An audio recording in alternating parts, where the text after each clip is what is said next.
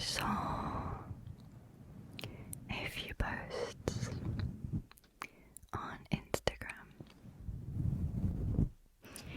where people were talking about toxic positivity.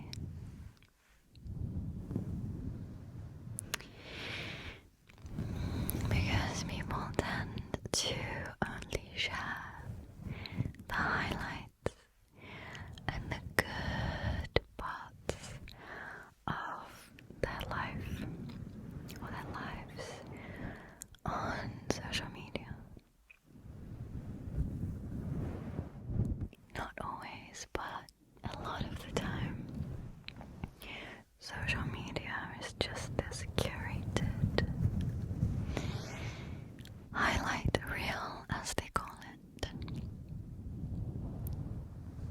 So I thought, okay, maybe I'll tell you a little bit about some issues that I've had, and then I'll talk about some positive stuff.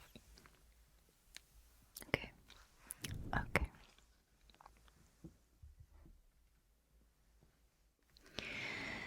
So, if you haven't guessed, this is going to be,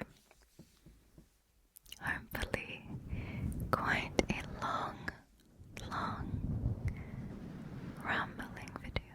Just lots of rambles. I have a cup of tea.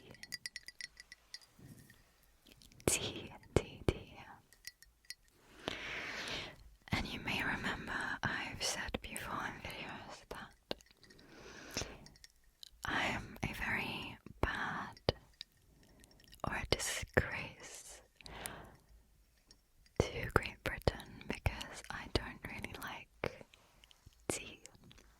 I never drink black tea with milk. But this is a herbal infusion, and it is elderberry and echinacea.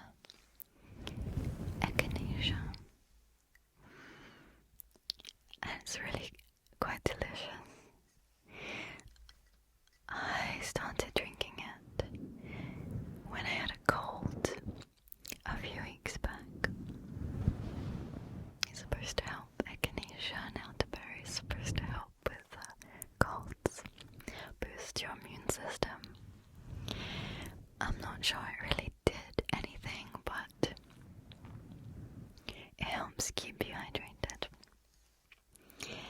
So maybe go and grab yourself a nice hot cup of tea. You can drink black tea with milk if you like, I won't judge you, even though it's disgusting. Coffee, although caffeine maybe isn't so great if you're trying to relax and sleep. Or some hot chocolate or cocoa.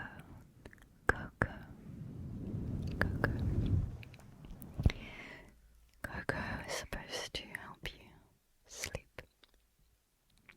I read an article once about how it has something in it that's supposed to help you to fall asleep easier.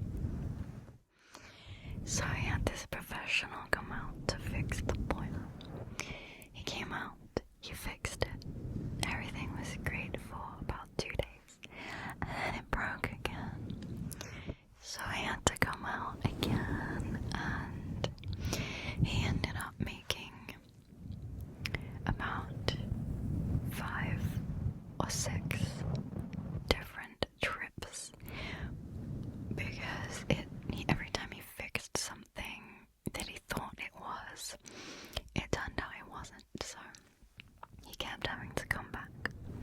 And I did start to question if he really knew what he was doing. Because there was something outside that had broken that feeds into the boiler inside. And it turns out that was causing a lot of the problems, and he was like, oh, I probably should have checked that first before assuming it was something else. So I was thinking, yeah, you probably should have.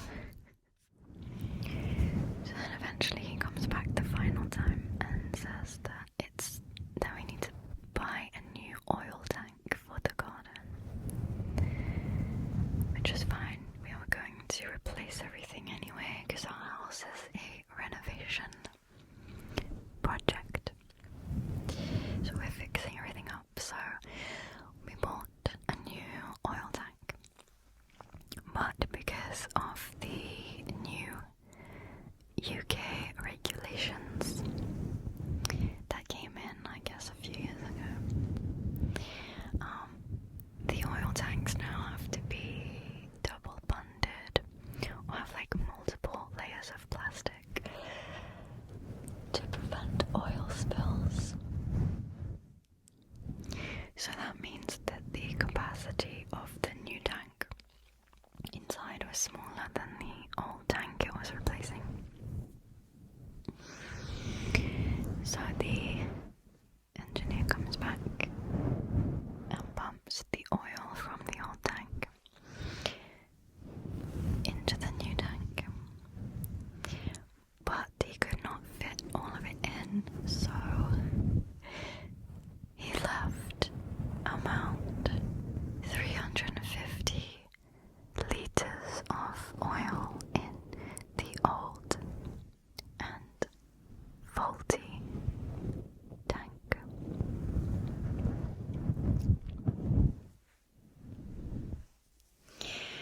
And at one point when he was here, I was just here by myself with him, and I don't know anything about oil tanks or boilers. That's definitely beyond my scope.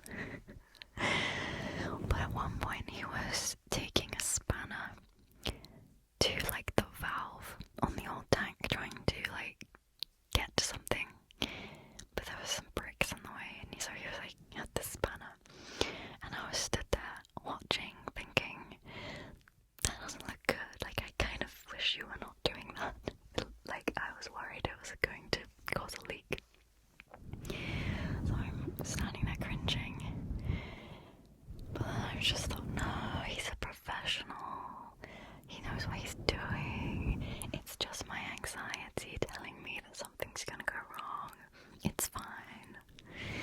You worry too much.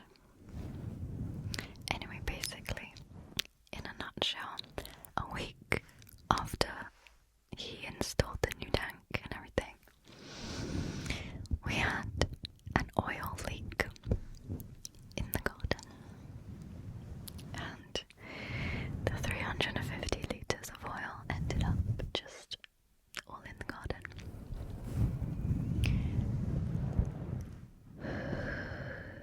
And so I was like horrified, obviously, because an oil spill is it's an environmental issue, and it costs hundreds of thousands of pounds to clean up. It has to be done by like specialists and stuff, and you can't do it yourself. So we called him, and obviously he was quite worried, and we said to him we're gonna have to call the environmental services and like get someone out to look at it and clean it up, I guess. So this was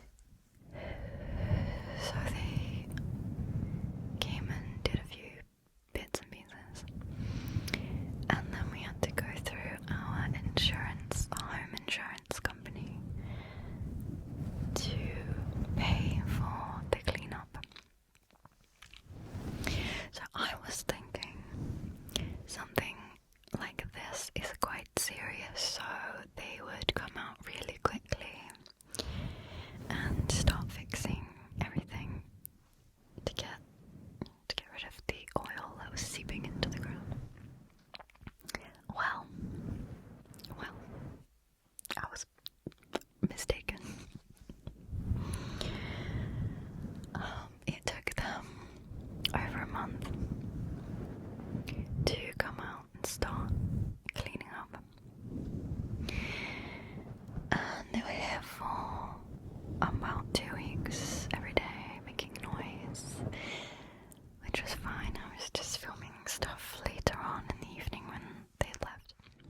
But then after the initial couple of weeks, they were like, oh, so we've cleaned some of it up and we're leaving now, and we'll be back at some point to get rid of the rest.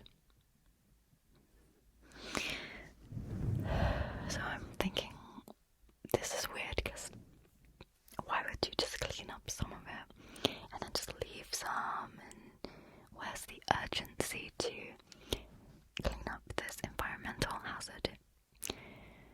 I was very shocked.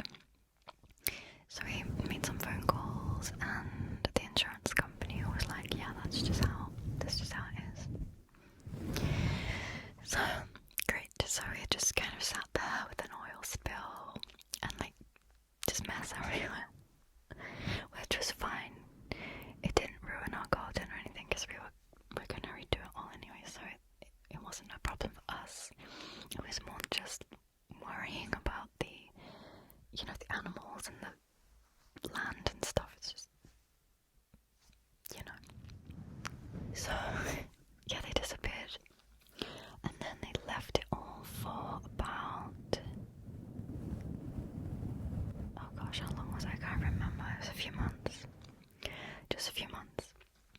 And then they said they were going to come back and clean up the rest. However, because they'd left it had spread into the neighbour's garden.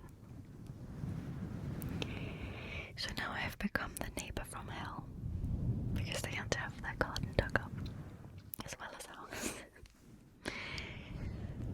So yeah, they came back after a couple of months of leaving it, and we had to take all of our garden fences down, and they basically had to dig up most of, or a big portion of my next door neighbour's garden, and then our garden, and so we have mini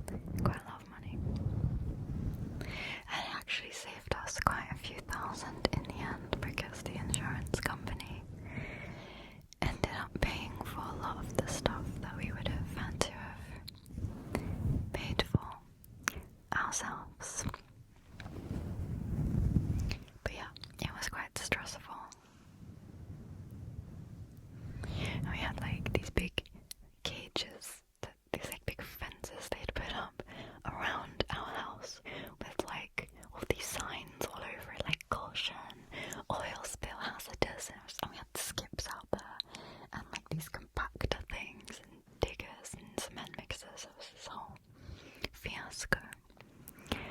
Quite the fiasco.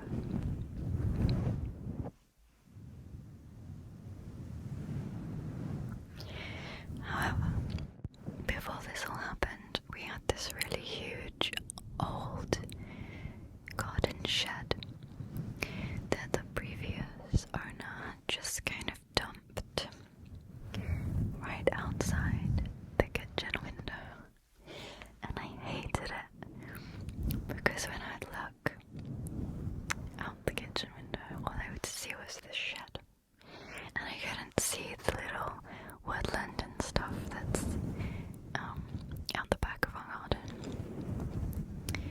and it's really pretty out there, and so I like being able to see it, but the shed was in the way, and my boyfriend said we had to keep it until we were getting our garden done, but because of the oil spill, it had to be removed.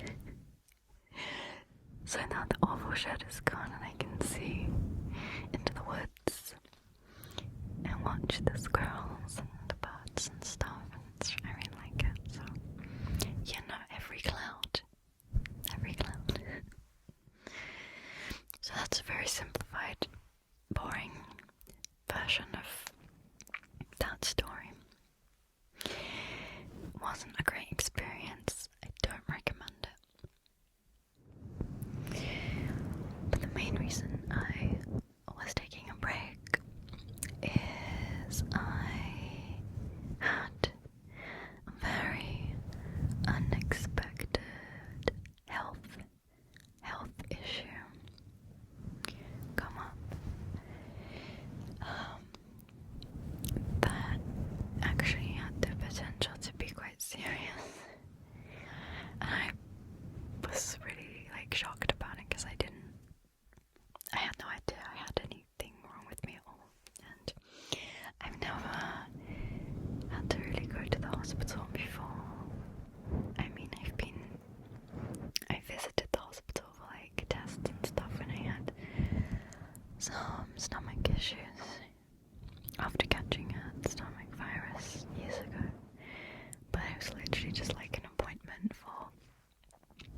to doctor, dietitians and stuff, but I've never had to go to the hospital or have any procedures or anything, so it was a little bit scary.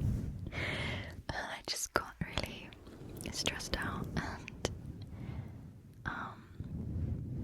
it just felt like everything this year was just compounding, because loads of other little life things went wrong as well. You know, like things breaking, and somebody reversed into our car, and my boyfriend's work, a truck, actually a big lorry, somehow reversed into the car, which is also fine because we ended up getting a new car that's way nicer and I really like it, but still annoying. And obviously we had the whole boiler issue, so we didn't have heating for a while, and no hot water either for ages, so I couldn't have any baths.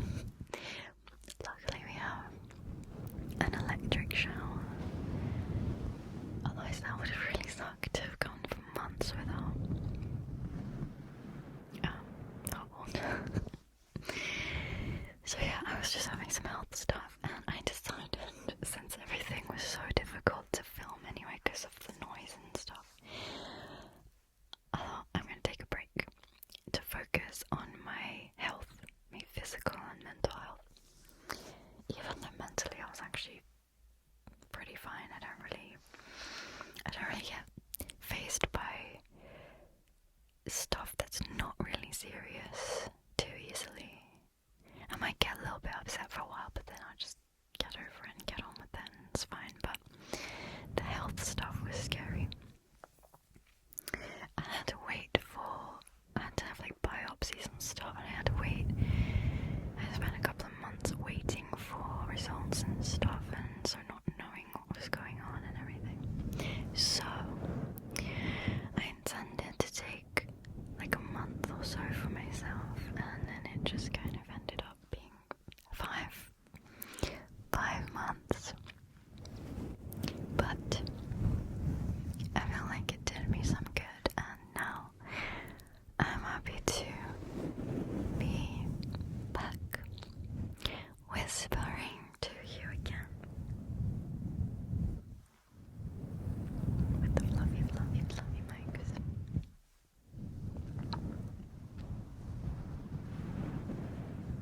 So anyway, I think I'm fine now. I assume so. They tell me everything's fine, but it's still a bit like, it just it really blindsided me. I don't know, I just wasn't expecting it. So I decided to take my health seriously. So I have been eating a really healthy diet. I've stopped eating processed, like packaged foods, because I used to just grab a lot of convenience food, and I would eat a lot of sugar and donuts and cake and chocolate, and I just really like food and eating, and I'd snack a lot, and I just didn't really look after my body very well until a health issue or a potential health issue comes up, and then I was like, okay, I need to start being kinder to my body and thinking more about what I put in it. So, and I've actually been really, really enjoying the healthier lifestyle, because I've been cooking everything from scratch.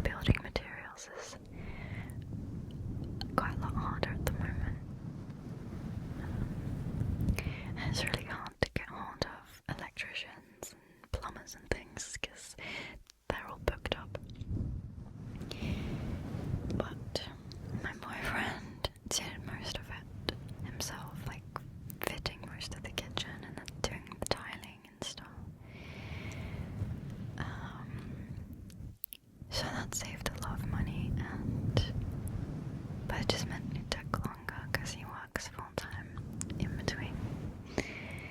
But it's really cute. I'll put some pictures on the screen so you can see what it looks like. I totally forgot about the tea. It's probably really cold.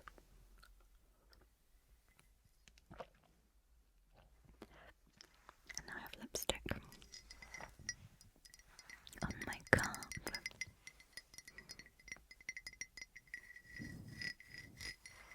Let's break the fluffy sounds up with some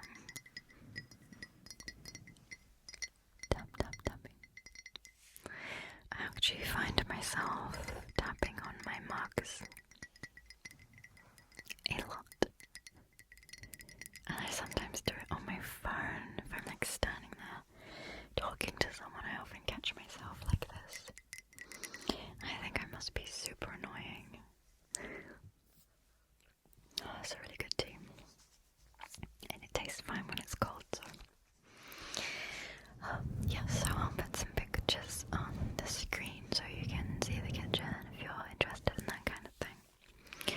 I used to love watching house tours and kitchen tours and like renovation vlogs and stuff. I love anything to do with homes and interior design.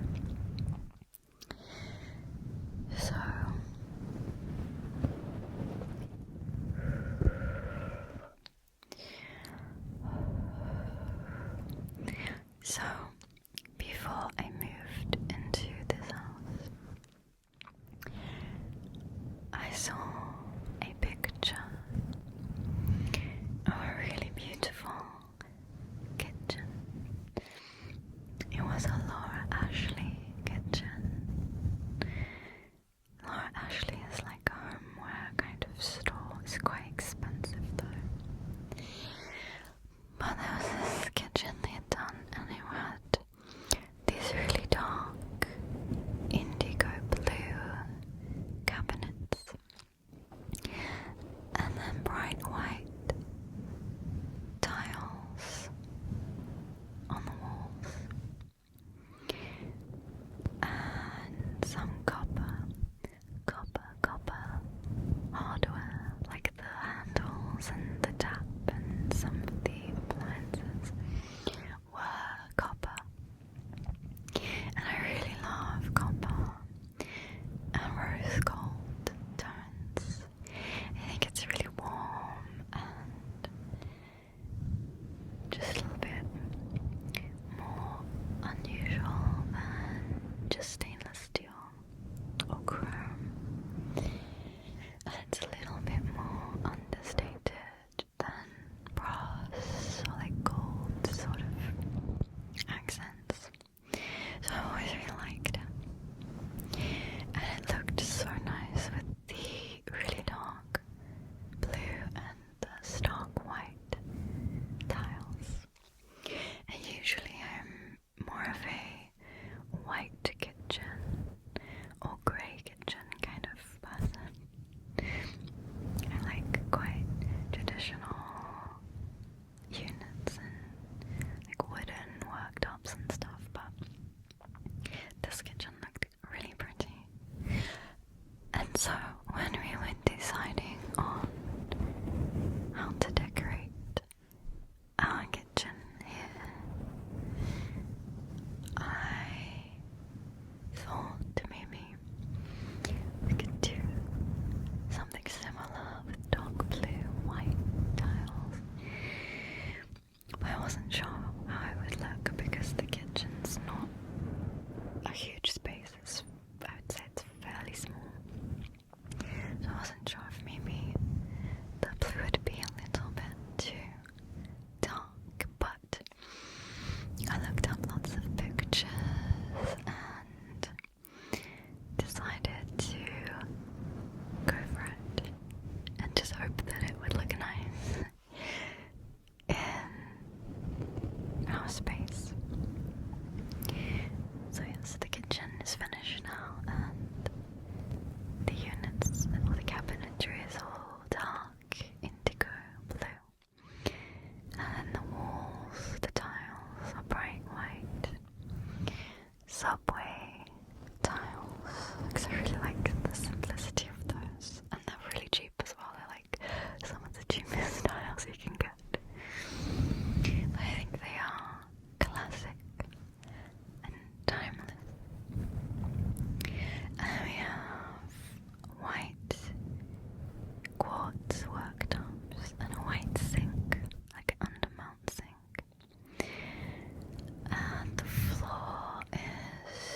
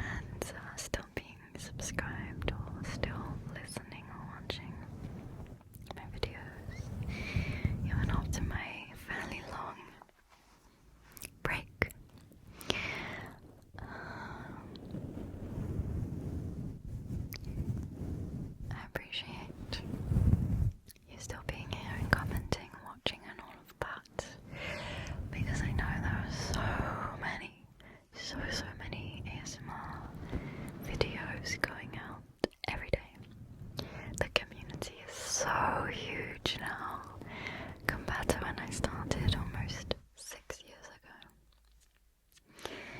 And there's so many creators to choose from, and so much great high quality stuff from other people, so I always get really excited and like grateful when people still choose to watch the content that I put out. And I'm like, to be real with you, whilst I was taking my break, I did start to question whether to come back or not, because sometimes I feel like a lot of the videos can get very repetitive, and sometimes it feels like just creating content for the sake of creating content. And I started to feel like my content was not as good as it used to be, or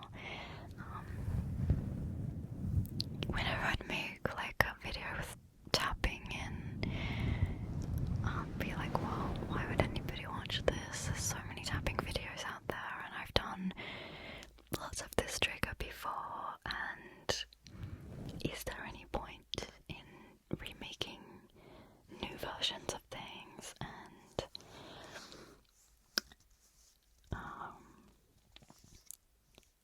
yeah, I just started to think maybe my job here is done and I've contributed what I have, and then that's kind of it. But then I would post something to Instagram and I'd get all these really nice comments from people saying that they missed my videos or that they love my videos, and then it would make me think, yeah, okay, I'll come back. I guess I have some more content left in me.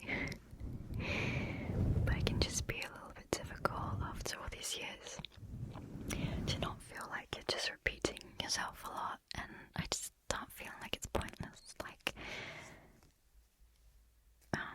not so much this video because I don't really do a lot of this, but a lot of the sound focus stuff, it's just I don't know, I just get a little bit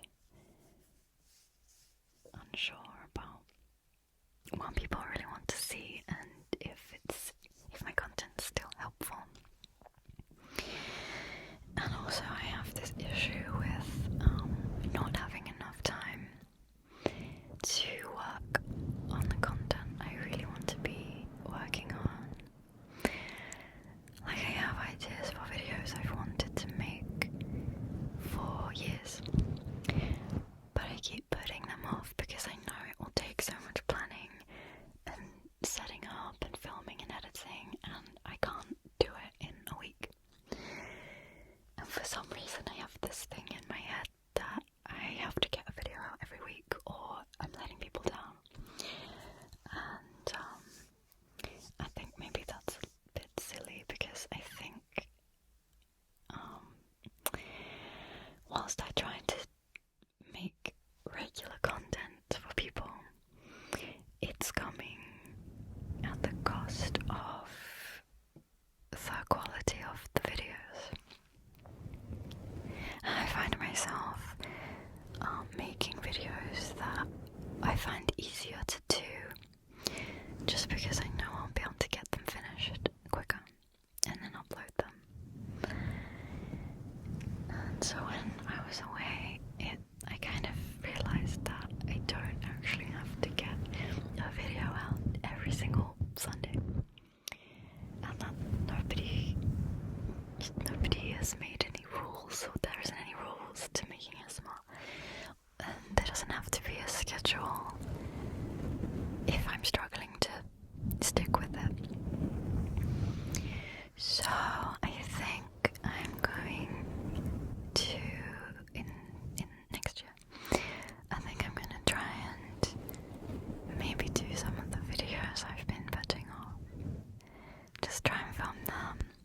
maybe take a little bit more time to do them.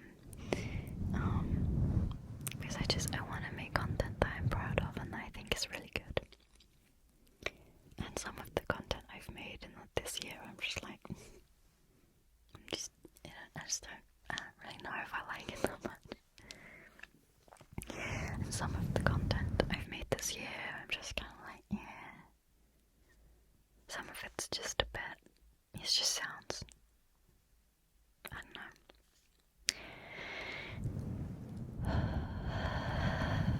And obviously the more videos you make, the more you're gonna get paid and stuff, and the more YouTube's gonna show you and everything. But I didn't start this channel to make loads of money. I started it because I really wanted to make YouTube videos. And I love ASMR, and it just fits. And then once I started creating videos, the feedback was so good, and the community grew quite fast, and everybody was so nice. And all of you are still very, very nice. And yeah, so making ASMR has just been a really big and special part of my life.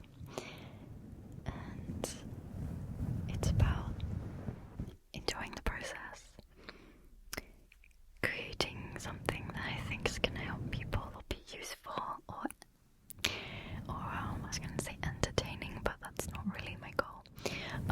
But relaxing and helpful for people who are studying or at work and can listen to some sounds and just de-stress and all of